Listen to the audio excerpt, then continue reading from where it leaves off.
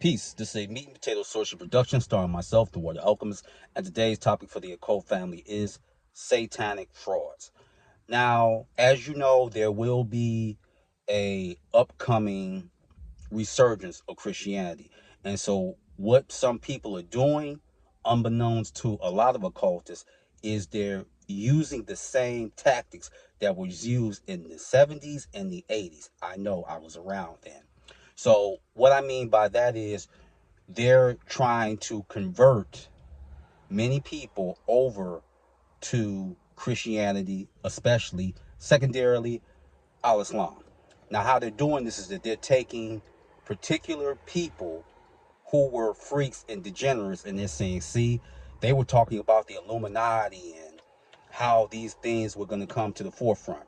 Only problem with that is these people are not only degenerates, they are the worst examples that you could use to somewhat have a valid argument.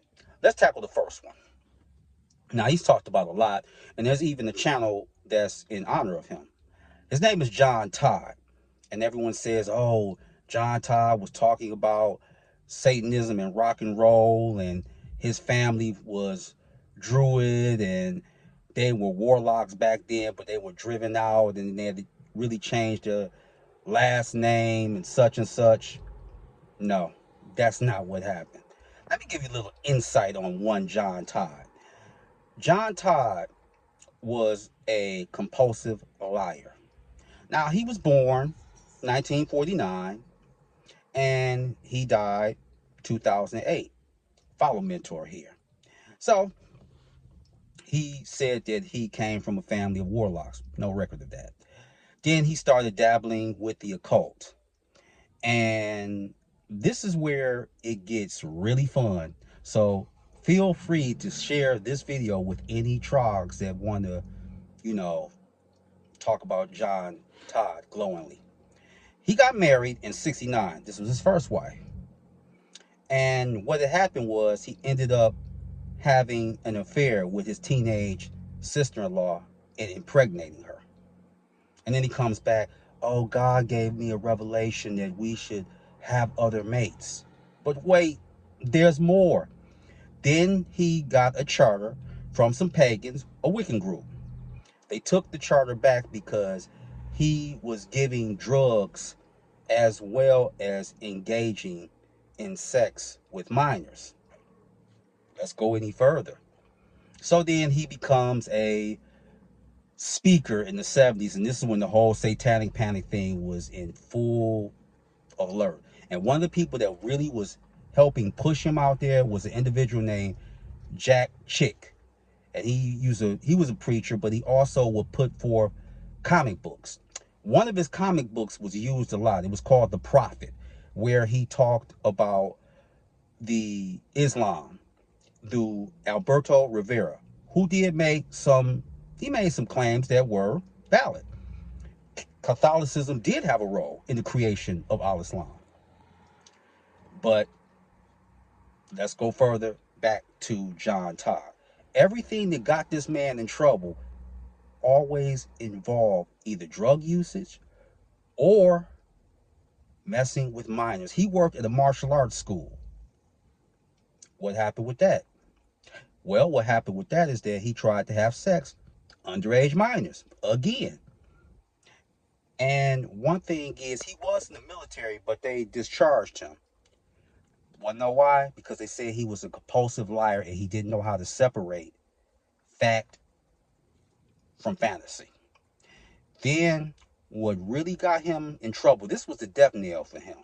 He assaulted a young lady from the University of South Carolina in 1988. That got him 20 years in prison. And when he got released, and he did, he died at the youthful age of 58, and he was in a mental institution in South Carolina. But let's go on to this individual, Mike Warmke.